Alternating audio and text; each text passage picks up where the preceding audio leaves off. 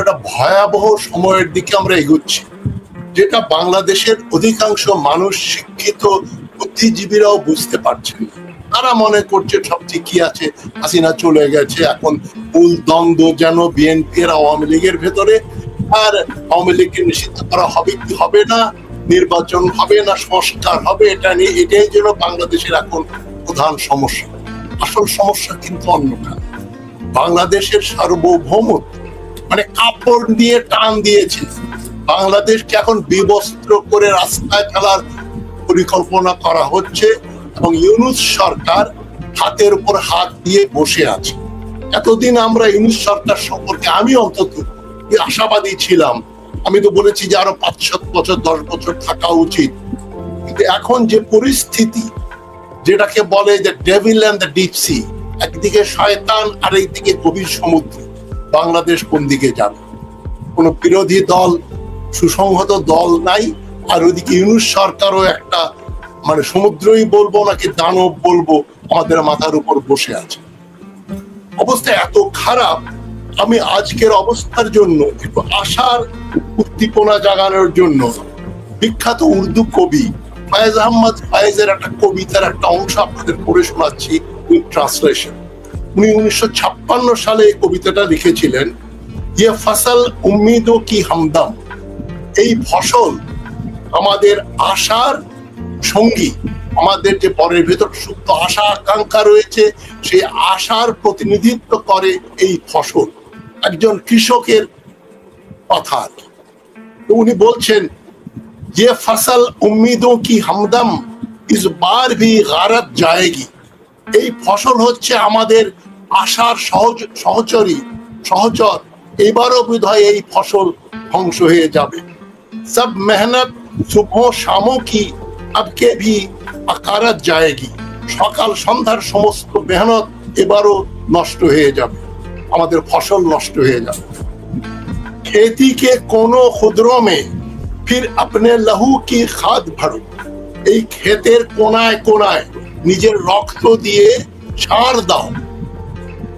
মানে खेती के कोनों खुदरों में फिर अपने लहू की खाद भरो, फिर मिट्टी सेचो अश्कों से, फिर अगली रुत की फिक्र करो। এবং নিজের রক্ত দিয়ে এই সার দাও মাটিতে, যেন ফসল ভালো হয়। তারপরে পানি, চোখের পানি দিয়ে সেচ দাও, সেচ করে আমাদের ভবিষ্যতে যেন আমরা একটা ভালো ফসল পাই। বাংলাদেশের বিপ্লবের পরে এখন এই অবস্থা হয়ে গেছে। ফয়েজ আহমদ ফয়েজ যেটা বলছেন যে আমাদের ফসল নষ্ট হয়ে গেছে, আবার সমস্ত পরগাছা তুলে ফেলতে হবে, আবার রক্ত দিয়ে সার দিতে হবে, চোখের পানি দিয়ে জল সেচন করে আমাদের ফসল উৎপাদন করতে হবে। এই অবস্থা কেন এই কথা বলছি?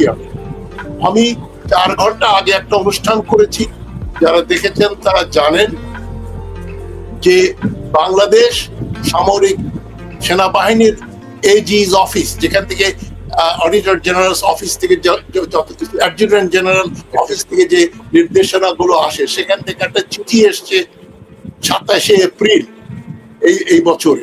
এটা 2015 সালে একবার লেখা হয়েছিল যে বাংলাদেশের সিএমএইচ যারা চিকিৎসারত সেনাবাহিনী, নৌবাহিনী, এয়ারফোর্সের অফিসার এবং তাদের পরিবারবৃন্দ, স্বামী, স্ত্রী, সন্তানেরা ভারতে বিনা পয়সায় চিকিৎসার সুযোগ পাবে। যে ভারতপন্থী হাসিনার বিরুদ্ধে আন্দোলন করে আমরা বললাম যে দ্বিতীয় স্বাধীনতা এসেছে, সেটাকে পুনরুজ্জীবিত করার একটা পরিকল্পনা করা হচ্ছে ওয়াকারুজ্জামানের দপ্তর থেকে, এবং যেটা ডক্টর ইউনূস সরকার দেখেও না দেখার ভান করছেন বা কিছু করতে পারছেন না। ওই ভিডিওতে আমি বলেছি প্রকৃত সরকার এখন ওয়াকারুজ্জামানের। এই জন্যই আমরা যে অবাক হয়েছিলাম ডক্টর ইউনূস, শাহাবুদ্দিন চুপ্পুর একজন উপদেষ্টা হলেন কি করে, আমি মিলাতে পারছিলাম না, কিন্তু এখন কিন্তু অঙ্কটা মিলে যাচ্ছে। আর আজকে যে জন্য আমাদের আলোচনা, এই যে মানে হাসান নাসির এবং হাসিনুর রহমান যে নিয়ে আলোচনা করবেন, সেটা হচ্ছে আরাকান আর্মির, যে আরাকান দখল করে রেখেছে, আরাকানের বেশিরভাগ অংশ সিদ্ধুয়া রাজধানী শহর বন্দরগুলো ছাড়া, সেইখানে মার্কিন ও ভারতের মদতে রোহিঙ্গাদের পুনর্বাসিত করার নামে অজুহাতে একটা করিডোর করা হবে। বাংলাদেশ থেকে বলা হচ্ছে হিউম্যানিটেরিয়ান করিডোর বা মানবতার বারান্দা বলছি আমি। এই মানবতার বারান্দা দিয়ে আমরা ওখানে সাহায্য করব আরাকানে। আমাদের কি দায় ঠেকেছে যে আরাকান আর্মি রোহিঙ্গা শব্দটা ব্যবহার করে না। আরাকান আর্মি রোহিঙ্গাদের শত্রু।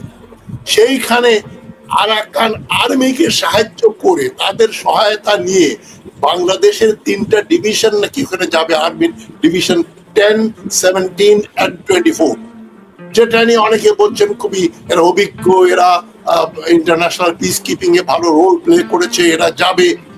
এটা কি ধরনের উদ্ভট চিন্তা, এটা কি ধরনের পরিকল্পনা? ডক্টর ইউনূস উনি তো কট্টর মার্কিন পন্থী, আমরা জানি। এই কট্টর মার্কিন পন্থী ডক্টর ইউনূস মানে জাতিসংঘের গুটেরেস সেক্রেটারি জেনারেল এসেছিলেন। জাতিসংঘ মূলত মার্কিন যুক্তরাষ্ট্র যা চায়, নেটো এবং ইইউ যেটা চায় এবং আমেরিকা যেটা চায়, সেটারই প্রতিফলন ঘটে জাতিসংঘে। জাতিসংঘের কোনো আলাদা একটা অস্তিত্ব নেই, প্র্যাকটিক্যালি ভার্চুয়ালি আছে, প্র্যাকটিক্যালি নাই।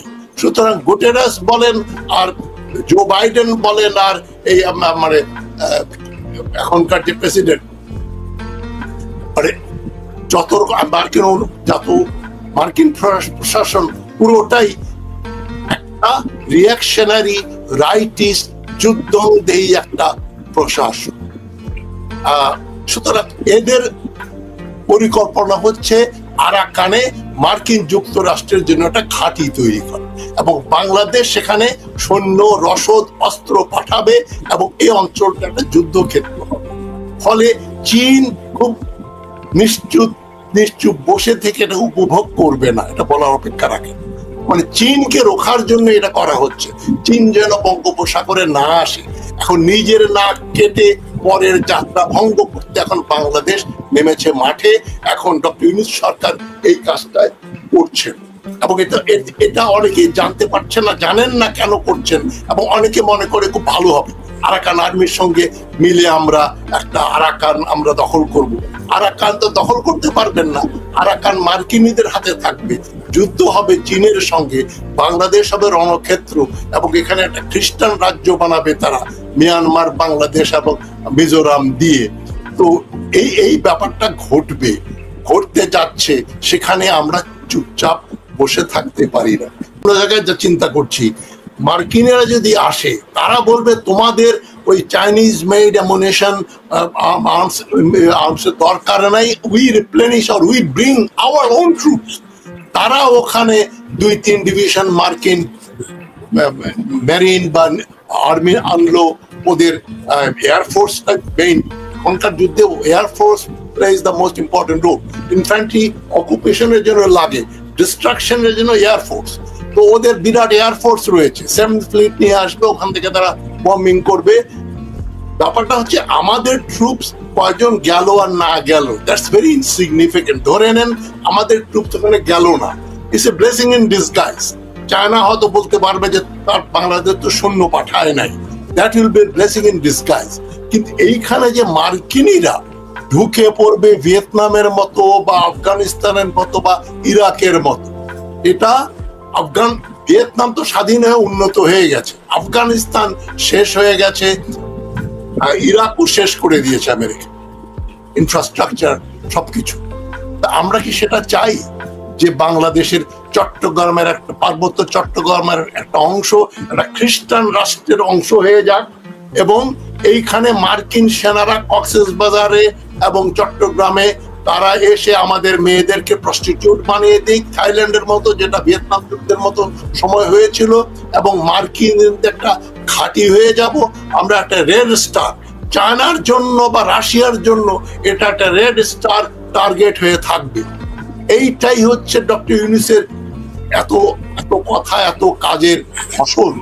যে ফসল নষ্ট হয়ে গেল, সে ফসল নষ্ট করার জন্য এখন আমরা তো দেখতে পাচ্ছি ডক্টর ইউনূস 16 আনা দায়ী। ভারতকে যে আন্ডারমাইন করছি আমরা একটা সামরিক শক্তি হিসাবে, সাউথ ইস্ট এশিয়াতে সবচেয়ে বড় স্ট্যান্ডিং আর্মি বোধহয় ইন্দোনেশিয়া বাদ দিলে মিয়ানমারের, এবং তারা ভেরি মানে ব্যাটল হার্ডেন্ড, ওয়েল ইকুইপড, এবং চায়নার সঙ্গে তাদের বর্ডার আছে। চায়না মরিয়া হয়ে মিয়ানমারকে এত পরিমাণ সামরিক সাহায্য দেবে, এবং দরকার হলে চাইনিজ আর্মিও যদি ওখানে ঢুকে পড়ে মিয়ানমার আর্মির সঙ্গে মিলে, তখন এই আরাকান আর্মি তো টিকতে পারবে না মার্কিন সাহায্যে। অত 2,000 মাইল দূরের থেকে এসে মার্কিনীরা এখানে বড় জোর তারা এক ডিভিশন সৈন্য নিয়ে আসবে। এই এক ডিভিশন সৈন্য দিয়ে চায়না এবং মিয়ানমারের সম্মিলিত বহু ডিভিশন সৈন্য, এয়ারফোর্স এবং নেভি, এদের মোকাবেলা করতে পারবে না মার্কিন যুক্তরাষ্ট্র। তারা চাইবে না তাদের 7th ফ্লিট এনে এখানে একটা তৃতীয় মহাযুদ্ধের মহড়া দিতে। কিন্তু যাই ঘটুক, মাঝখানে মারা যাবে বাংলাদেশ।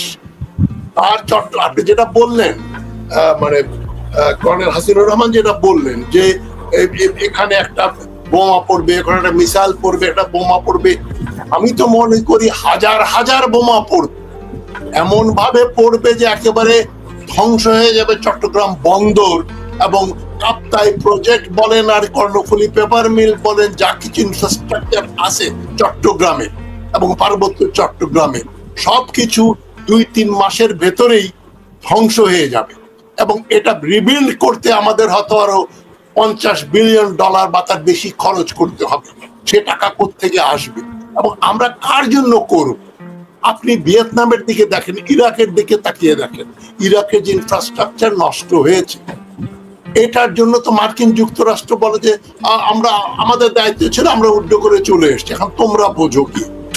এটাই হচ্ছে আমেরিকার নীতি। আমেরিকার ফরেন পলিসির একটা কর্নার স্টোন হচ্ছে যুদ্ধ। প্রতি 10 বছরে মার্কিন যুক্তরাষ্ট্র পৃথিবীর কোনো না কোনো জায়গায় একটা বড় যুদ্ধ বাঁধায়, এবং এখন এটা আমাদের পালা। এই সাউথ ইস্ট এশিয়া এবং সাউথ এশিয়ার এই অঞ্চলটাতে আমেরিকা একটা যুদ্ধ বাঁধাবে চীনকে প্রতিহত করার জন্য। এবং এটা তারা এই জন্য করবে যে ওদের মিলিটারি ইন্ডাস্ট্রিয়াল কমপ্লেক্স যুদ্ধের জন্য শকুনের মতো তাকিয়ে আছে। একটা যুদ্ধ হলেই এই যে বোয়িং কোম্পানি বলেন আর লকহিড বলেন আর যত বড় বড় যারা আর্মস অ্যামুনিশন, হেলিকপ্টার, বিমান বানায়, গোলা বারুদ বানায়, তাদের বিলিয়নস ট্রিলিয়নস অফ ডলার ইনকাম হবে। এই ইনকামটা করে ওদের প্রেসারে কংগ্রেস যুদ্ধের জন্য পারমিশন দেয়। তাদের যুদ্ধ তারা করুক। এবং যেটা কর্নেল হাসিনুর রহমান বলেছেন, জাতিসংঘ পারলে মিয়ানমারের সঙ্গে কথা বলে এখানে কাজ করতে হবে, মিয়ানমারকে বাদ দিয়ে। আমি গুটেরেসের এই কথায় তো অবাক হয়ে গেলাম, বলছে বাংলাদেশ সরকারের আরাকান আর্মির সঙ্গে একটা ডায়ালগ, মানে একটা টেরোরিস্ট আউটফিট, আল কায়দার মতো একটা টেরোরিস্ট আউটফিট, যাদের সম্বন্ধে আমরা জানলাম যে তারা তারা মানুষ হত্যা করে এবং আরাকানদের, রোহিঙ্গাদের হত্যা করার পিছনে মূল শক্তি হচ্ছে এই আরাকান আর্মি, যারা আর্মি বানিয়েছে। তাদের সঙ্গে বাংলাদেশ ডায়ালগ করবে আর মার্কিন যুক্তরাষ্ট্রকে এখানে ঘাঁটি করতে দিয়ে দেবে। একবার যদি মার্কিন যুক্তরাষ্ট্র ঢোকে, 10 বছর কমপক্ষে থাকবে। 10 বছরে বাংলাদেশের হাজার হাজার মেয়ে মানুষকে তারা প্রস্টিটিউট বানিয়ে দেবে। কারণ অভাব এই দুর্ভিক্ষ সৃষ্টি করবে। অভাবের ফলে থাইল্যান্ডে যেটা হয়েছিল ওই কাজ, ভিয়েতনামে যেটা হয়েছিল ওইটা বাংলাদেশে করবে। দর্শক শ্রোতাদের বলছি, আপনারা যদি চান বাংলাদেশ ওই পথে যান, তাহলে নিশ্চুপ থাকুন অথবা আরাকান আর্মি জিন্দাবাদ বলতে থাকুন। কিন্তু এটা যে সুদূর প্রসারী প্রভাবটা কি হবে, এবং আমি মনে করি শর্ট টার্মে, অদূর ভবিষ্যতেও যদি মার্কিন যুক্তরাষ্ট্র এখানে আসে, আরাকান আর্মির সঙ্গে আমরা যোগাযোগ বৃদ্ধি করি, একদিকে চীন আমাদের বিরুদ্ধে চলে যাবে এবং ভারত আমেরিকা এক হবে। ভারতের সঙ্গে মানে এই যতই তাদের একটা আমেরিকার ওই ট্যারিফ নিয়ে গন্ডগোল হোক, in the long run Bharat এবং আমেরিকা হচ্ছে ন্যাচারাল অ্যালায়েন্স। চীন হচ্ছে তাদের প্রথম অ্যাডভার্সারি। চীনকে প্রতিহত করার জন্য যে দলই আমেরিকায় আসুক, রিপাবলিকানই আসুক আর ডেমোক্রেটিক আসুক, তারা ভারতের বিরুদ্ধে যাবে না, ভারতকে সাথে নিয়ে কাজ করবে। এবং ভারত আসলে এখানে মার্কিন এবং ভারত একসঙ্গে ঢুকলে কি হবে সেটা